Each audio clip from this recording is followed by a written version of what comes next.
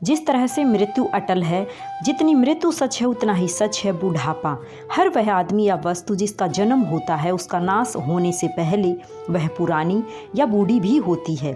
और आज की ये बुढ़ापा एक इमोशनल कहानी इसी सत्य पर आधारित है। हर रोज़ की तरह दिनेश लाल जी अपने शाम के सैर सपाटे से लौट आए थे। वह अपने जूते उतार ही रहे थे कि बहू ने पूछा, बाबूजी आज हम पार्टी में जा रहे हैं, हम वहीं से खाकर आएंगे। आज रात के खाने में क्या खाएंगे बताइए।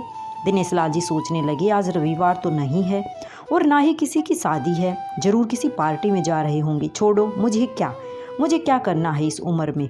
अपने विचारों पर काबू पाते हुए दिनेश लाल जी बोले, ऐसा करो बेटा, मेरे लिए 2 रोटियां बना दो, दूध के साथ रोटियां ही खाऊंगा।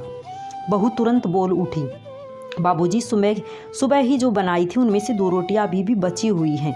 अगर आप, बहू ने अपना वाक्य अधूरा ही रहने दिया, लेकिन दिनेश लाल जी अच्छी तरह समझ गए कि वह क्या कहना चाहती थी। सुबह की रोटियां खाई तो गैस हो जाएगा। सुबह भी बहू ने मसाले वाली सब्जी ही बनाई थी, जिसके चलते अभी तक खट्टी डकारें आ रही हैं।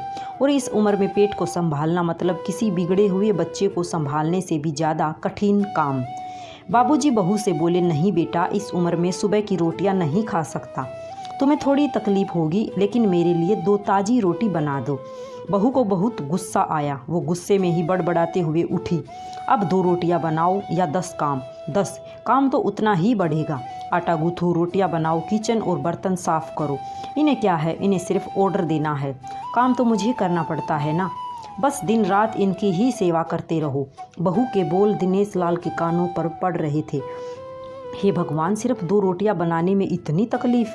मैंने कोई 5 पकवान तो मांगे नहीं थे। उन्हें बहुत गुस्सा आ गया, लेकिन गुस्सा वहाँ किया जाता है जहाँ कोई सुनने वाला हो। उन्होंने अपना गुस्सा निगल लिया। अब तो उन्हें जितनी जल्दी गुस्सा आता था, उससे जल्दी चला भी जाता था।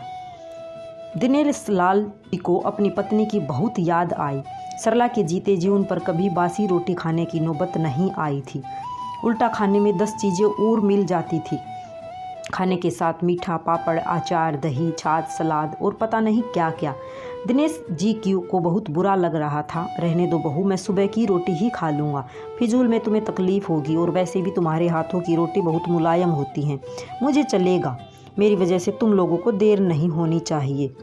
बहू को तो सोने से पीला मिल गया। वह अपनी आवाज़ मीठी करते हुए बोली, बाबूजी आप चाय लेंगे क्या? दिनेश लाल जी अपने चाय पीने की इच्छा को दबाते हुए बोले, वैसे कोई ख़ास इच्छा नहीं है चाय पीने की, मगर तुम अपने लिए बना रही हो तो मेरे लिए भी थोड़ी बना देना।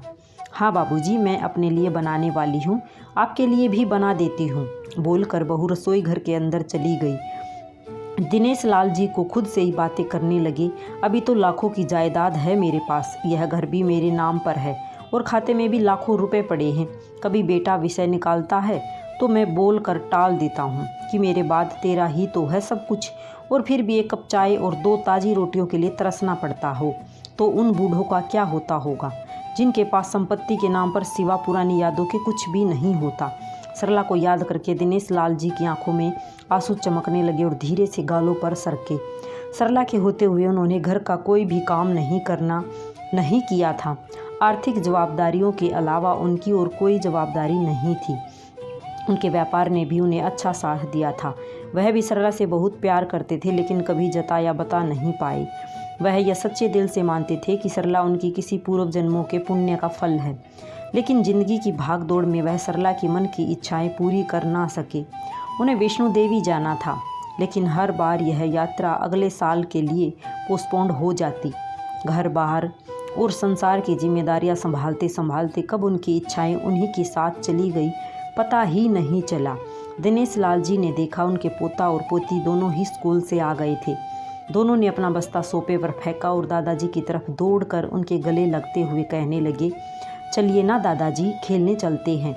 यही निस्वार्थ प्रेम के कुछ पल थे जिनमें दिनेश लाल जी भी बच्चों के साथ बच्चे बन जाते थे और सारे अपने दुख और यादें भूल जाते थे। वह कुछ बोल पाते उससे पहले ही बहू ने कहा, चलो छोड़ो दादाजी को, हमें पार्टी में जाना है, जल्दी से आकर तैयार हो जाओ, पापा भी आते ही होंगे। दोनों ही बच्चे दादाजी को छोड़ मम्मी की तरफ भागे। उनकी पोती 7 साल की थी और पोता 5 साल का था। दिनेश लाल जी अपनी सोच में डूबे हुए बालकनी की तरफ गई। बालकनी में धीमी ठंडी पवन में उनका स्वागत किया। बहू उनके लिए चाय बनाकर लेकर आई। बालकनी में रखी अपनी कुर्सी पर बैठकर दिनेश लाल जी घुट घुट कर चाय पी रहे थे। पी क्या रहे थे, निगल रहे थे, क्योंकि चाय के नाम पर सिर्फ कम शक्कर वाला गर्म पानी था, ना इलायची ना अदरक। दिनेश लाल जी मन ही मन सोचने लगे, बहू के जाने के बाद आज खुद अपने हाथों से चाय बनाऊंगा, इलायची अदरक और थोड़ी सी ज़्यादा शक्कर डालकर, और उसके साथ रोटियां खाऊंगा। रोटियों की याद आते ही उनका मुंह फिर खट्टा हो गया। चाय खत्म होने पर खाली कप लेकर वह किचन में रखने गए तो वहां देखा कि बहू और बच्चों का कप धोके पड़ा था और उन्होंने भी अपना कप धोकर रख दिया और अपनी डायरी लेकर बालकनी में आ गए।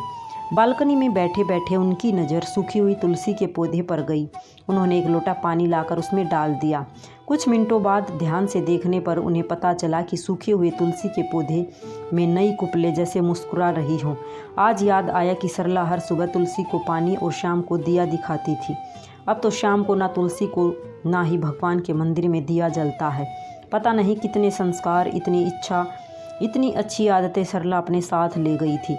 दिनेश लाल आसमान की तरफ देखकर बोले, सरला, मुझे और इस घर को अभी तुम्हारी ज़रूरत थी।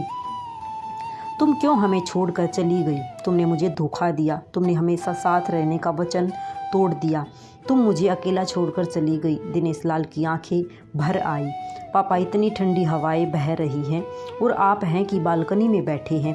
अंदर आ जाइए, नहीं तो बीमार हो जाएंगे। बेटे ने दिनेश लाल जी से कहा। बेटा, बहू और पोता पोती सब तैयार होकर पार्टी के लिए निकल रहे थे। किसी ने झूठ मूठ ही मन रखने के लिए भी उनसे नहीं पूछा कि साथ चलिए। बाबा, आप खाना खाकर जल्दी सो जाइएगा, हमें आने में ज़रा देर हो जाएगी। ज़्यादा देर तक जागना आपकी सेहत के लिए अच्छा नहीं है। हमारे पास घर की दूसरी चाबी है, हमारी चिंता मत कीजिए, बेटे ने जाते हुए कहा। ऐसे बोल रहे हैं जैसे मेरी सेहत की बहुत फिक्र है। कितने दिनों से बोल रहा हूँ, डॉक्टर के पास ले चलो, बीपी बढ़ा हुआ है, शुगर भी चेक करवाना है। थोड़ा सा भी चलता हूँ तो हांफने लगता हूँ। बेटा कहता है कि बुढ़ापे में ये सब तो होता ही रहता है, ज़्यादा भ्रम मत पालिए। वाह बेटा, बूढ़े बाप के पास बैठने के लिए थोड़ा सा भी टाइम नहीं है तेरे पास, और पार्टी के लिए टाइम ही टाइम है। ऐसे अनगिनत विचार उनके दिमाग में चल रहे थे, लेकिन फिर भी उन्होंने हाँ में सिर हिलाया। सभी पार्टी में चले गए। दिनेश लाल जी हॉल में रखे कुर्सी पर आकर बैठे। खाना खाने की अभी कोई इच्छा ही थी नहीं, इसलिए टीवी चालू की। आज वैलेंटाइन डे था, प्यार का दिन, इसलिए टीवी पर भी उसी के बारे में दिखा रहे थे। दिनेश लाल जी की नज़र पास में रखे अपनी पत्नी की फ्रेम पर गई, जिसने लाल कलर की साड़ी पहन रखी थी। प्यार तो उन्होंने भी खूब किया था सरला जी से, पूरी ज़िंदगी किया था, जी जान से किया था, लेकिन कभी बोल नहीं पाए। टीवी पर दिखा रहे थे, लोगों ने लाल कपड़े पहने रखे थे, हाथों में लाल फूलों के गुच्छे लेकर वह ग्रीटिंग कार्ड्स की खरीदी कर रहे थे। पता नहीं दिनेश लाल जी के मन में क्या आया, उन्होंने अपने पैसों का बंटवा लिया और निकल पड़े। सरला जी की याद में चलते चलते वो एक आइसक्रीम पार्लर के पास पहुँचे। उनको श्वास चढ़ गया था, उनकी सांसों की गति तेज हो गई थी। आइसक्रीम पार्लर के पास एक कुर्सी पर वह आकर बैठे, तभी वहाँ पर एक छोटी बच्ची आई जो गुब्बारे बेच रही थी। बच्ची बोली, दादाजी गुब्बारे लोगे क्या? इतने ही बच्चे हैं, बिक जाएंगे तो जल्दी घर चली जाऊंगी। दिनेश लाल जी ने देखा 10-12 रंग बिरंगे गुब्बारे थे। उन्हें याद आया कि सरला जी को भी गुब्बारे बहुत पसंद थे, लेकिन अब गुब्बारे लेकर क्या करूं? उन्हें बच्ची की आंखों में सच्चाई और आशा दिखी। उन्होंने 200 रुपये दिए और सारे गुब्बारे खरीद लिए। उन्हें फिर से सरला जी की याद आई, क्योंकि वह भी घर से निकलते समय हमेशा थोड़े एक्स्ट्रा पैसे लेकर निकलती थी और किसी न किसी ज़रूरतमंद की मदद किया करती थी। कभी वो टोकते तो वह कहती, हमें भगवान ने लेने वालों के नहीं, देने वालों की लाइन में खड़ा किया है, और थोड़े से रुपयों के बदले में लाखों की दुआएं मिलती हैं, तो मुझे टोका मत कीजिए। आंखों में आंसुओं के साथ दिनेश लाल जी खड़े हुए रास्तों के बीचों बीच आए। उन्होंने आसपास की तरफ देखा, अपने हाथों में पकड़े गुब्बारे आसमान में छोड़ दिए और चिल्लाकर बोले, सरला, मैं तुमसे प्यार करता हूँ। उनकी सांसों की गति बढ़ गई, उनका शरीर लड़खड़ाया और ज़मीन पर धड़ से गिर पड़े। आसपास के लोगों को कुछ भी पता चल पाए उससे पहले ही दिनेश लाल जी ने इस मोह माया की दुनिया को अलविदा कह दिया। उन्हें अपनी पत्नी से मिलने की बहुत जल्दी थी। सच में बुढ़ापा कितना दुखदाई होता है, और अगर बुढ़ापे में जीवन साथी चला जाए तो बहुत मुश्किल होता है। अगर आपको कहानी पसंद आई हो तो चैनल को सब्सक्राइब करें। राधे राधे सभी को।